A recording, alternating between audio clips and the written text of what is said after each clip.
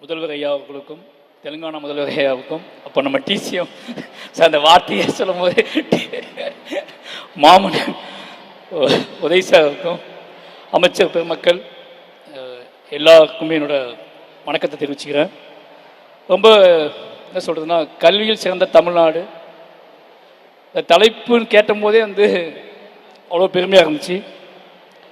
முக்கியமாக ஒரு விஷயம் சொல்கிறது தான் நான் வந்தேன். வாழை ரிலீஸ் ஆன அப்போ திடீர்னு ஒரு ஃபோன் கால் வந்துச்சு எனக்கு சிஎம் படம் அமெரிக்காவில் பார்த்துட்ருக்காரு, உங்களுக்கு கால் பண்ணுவாருன்னு சொன்னாங்க. அப்போ எனக்கு கால் பண்ணி அதுக்காக வெயிட் பண்ணேன். ஏன்னா என்னோடய எல்லா படங்களுக்குமே அவர் கால் பண்ணி பேசியிருக்காரு என்கிட்ட. வாழைக்கு நான் ஸ்பெஷலாக வெயிட் பண்ணேன். ஏன்னா அவர் தமிழ்நாட்டோட முதல்வர் ஒரு வாழை மாதிரி ஒரு படத்தை பார்த்துட்டு என்ன சொல்லுவார் அப்படிங்காக வெயிட் பண்ணேன். அதுமாதிரி கால் வந்துச்சு, அவர் பேசினார் என்கிட்ட. அன்றைக்கு அந்த படம் எடுப்பதற்கான நோக்கம் அல்லது அந்த படம் அந்த கதை நிகழ்ந்த காலகட்டத்தில் இருக்கும்போது எனக்கு ஒரு மனநிலை இருந்துச்சுல்ல, அதோட உச்சமாக அந்த சிஎம் அந்த பையன்கிட்ட, அந்த சின்ன பையன்கிட்ட சிவனஞ்சான்கிட்ட பேசினா எப்படி இருக்கும் அந்த ஃபீல் இருந்துச்சு. அதை உணர முடிஞ்சு. ஏன்னா கிட்டத்தட்ட கண்ணீர் சொட்டின மாதிரி ஒரு ஃபீல் தான். ஏன்னா அதில் அந்த படத்தில் ஒரு சீன் இருக்கும். முக்கியமாக தமிழ்நாடு கவர்மெண்ட்கிட்ட நான் என்னைக்காவது ஒரு நாள் அதை எங்கேயாவது பதிவு பண்ணு நினச்சிட்டே இருந்தேன். அது என்ன அப்படின்னா, அந்த காலை உணவு திட்டம் அப்படிங்கிறது தான். நான் வாழை ஷூட் பண்ணும்போது அந்த பையன் பசியில் வாழைப்பழம் திருடுவான். நான் முதல்ல திருட்டு பழக்கத்தை கற்றுக்கிட்டது பசியில் தான் கற்றுக்கிட்டேன்.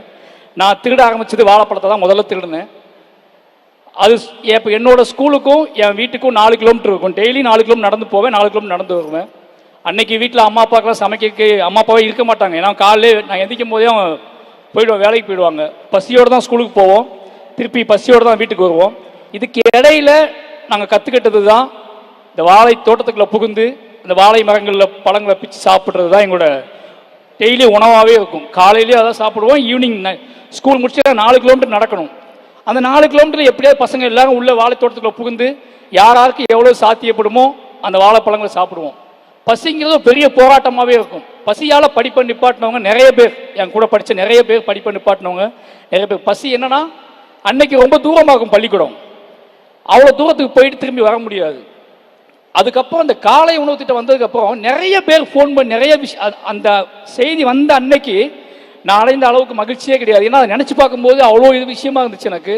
அந்த ஒரு திட்டத்துக்காக எவ்வளோ நன்றி சொன்னாலும் என்னால் அன்னைக்கு அதை எப்படி சொல்கிறதே தெரியல. ஏன்னா அது ஒரு முக்கியமான ஒரு பாய்ச்சலாக நான் பார்க்குறேன்.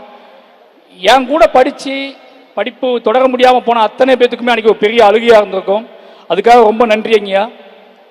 அதுக்கு பிறகு விளையாட்டுத்துறையை விட நம்ம கல்வி அமைச்சர் அன்பில் மகேஷ் சார் சொல்லணும் ஒன்று.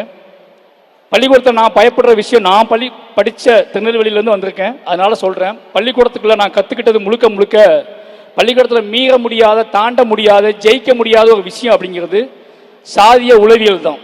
அதை மீற முடியாமல், அதை அதுக்குள்ளே அடங்கவும் முடியாமல் நான் பட்ட கஷ்டம் ஜாஸ்தி. அதை இன்னைக்கு பள்ளிகளுக்குள்ள சமூக நீதிங்கிற வார்த்தையும் சமத்துவம்ங்கிற வார்த்தையும் ஓங்கி ஒழிக்க வைக்கக்கூடிய செயலை நம்ம பள்ளி கல்வி செஞ்சுக்கிட்டே இருக்கு அப்படிங்கிற ஒரு மிகப்பெரிய சந்தோஷம். ஏன்னா தொடர்ந்து யார் மூலமாவது எதன் மூலமாவது அதை பதிவு பண்ணிக்கிட்டே இருக்காங்க. கிட்டத்தட்ட அதில் ஒரு பெரிய பாய்ச்சலாக நான் பார்க்கறது பள்ளிக்கூடங்களில் இருந்தக்கூடிய சாதி பெயர்களை அகற்றுனது. அதற்கப்புறம் இது ஒரு முக்கியமான விஷயமா, பள்ளிக்கூடமே எங்கள் பள்ளிக்கூடம் தான் தெரியுமான்னு சொல்லியிருக்காங்க என்கிட்ட. அப்படி அத்தனையும் ஒழிச்சு கட்டி இன்னைக்கு பள்ளிக்கூடத்துக்குள்ள நடக்கக்கூடிய ஒரு மிகப்பெரிய யுத்தத்தை இன்னொரு அறிவு யுத்தமாக மாற்றின பங்கு கல்வித்துறை செஞ்சிருக்கு. அதுக்கு கோடான கோடி நன்றிகள். இப்போ விளையாட்டுத்துறை உதய் சார் மினிஸ்டர் ஆப்பான்னு சார் சொல்லும் போது நான் என்ன சார் துறைன்னு கேட்டேன். சார் விளையாட்டுத்துறை அப்படின்னாரு. உண்மையாகவே அது அவருக்கு விளையாட்டு பயங்கரமாக பிடிக்கும். மாமன்னன் ஷூட்டிங் ஸ்பாட்லேயே கிரிக்கெட் பார்த்துட்டே இருப்பார், அப்படி எதையாவது பேசிக்கிட்டே இருப்பார். இன்றைக்கி அவர் வந்ததுக்கப்புறம் விளையாட்டு சார்ந்த விஷயங்களை ஈஸியாக எடுத்துகிட்டு போகிறது, அதை ரொம்ப எளிமையாக அதோட ரூட்டை, வழியை, பாதையை ரொம்ப எளிமையாக மாற்றினது, இது எல்லாத்துலேயுமே அவருக்கு கீழே விளையாட்டு யார் எங்கேருந்து விளையாட ஆரம்பிப்பாங்க, யார் விளையாடுறதுக்கு வழி தெரியாமல் நிற்பாங்க, யார் உச்சம் போதுக்கு வழி தெரியாமல் நிற்பாங்கன்னு தெரிஞ்சுக்கிட்டு அந்த மாதிரியான விளையாட்டு வீரர்களை ஊக்குவிச்சு அவங்கள வெளியே எடுத்துகிட்டு இவ்வளோ பெரிய சாதனை நிகழ்த்திருக்காங்க அப்படிங்கிறது ரொம்ப சந்தோஷம். ஒட்டுமொத்தமாகவே தமிழ்நாடு ஒரு பாய்ச்சலில் தான் இருக்குது.